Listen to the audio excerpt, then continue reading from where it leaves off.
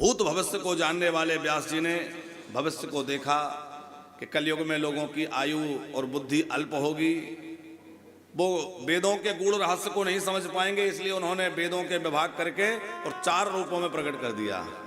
ऋग यजु साम अथर्व 4 वेद। फिर इतिहास पुराण के रूप में महाभारत की रचना की।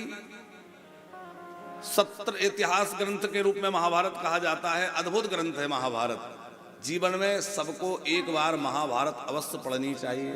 गीता प्रेस गोरखपुर ने बड़ी सुविधा कर दी है। अब तो 6 खंडों में पूरा महाभारत आता है। गीता प्रेस पहले तो मिलना बड़ा मुश्किल होता था, लेकिन गीता प्रेस गोरखपुर ने उसकी बड़ी सुंदर प्रतियां निकाल दी हैं। 6 खंडों में पूरा महाभारत आता है। बड़ा दिव्य ग्रंथ है महाभारत। व्यास जी ने उसका लेखन किया।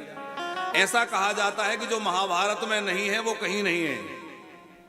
दुनिया भर में जितने भी दार्शनिक हैं, धर्मगुरु हैं, धर्माचार्य हैं, या जितने भी मत मतांतर पंथ आदि हैं, वो सब कहीं ना कहीं महाभारत के सूत्रों को लेकर के और अपने धर्म के प्रवर्तक बने।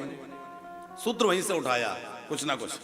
तो महाभारत की रचना की, जिसमें गीता जैसा, विष्णु सहस्त्र नाम जैसे रत्न छुपे हुए हैं। महाभारत का ही अंश है गीता जी। जो भगवत गीता है वो महाभारत में है, विष्णु सहस्त्र नाम महाभारत में।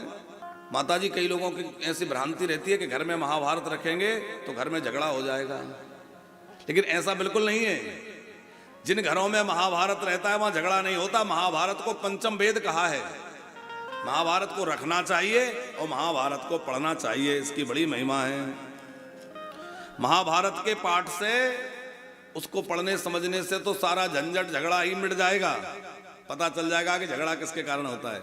देखो, जहां दूसरे का अधिकार छीनने की भावना होती है वहां महाभारत होता है, और जहां अपना अधिकार भी दूसरे को देने की भावना होती है वहां रामायण होती है। भरत जी कहते हैं राजा राम जी बनेंगे, राम जी कहते हैं भरत जी बनेंगे।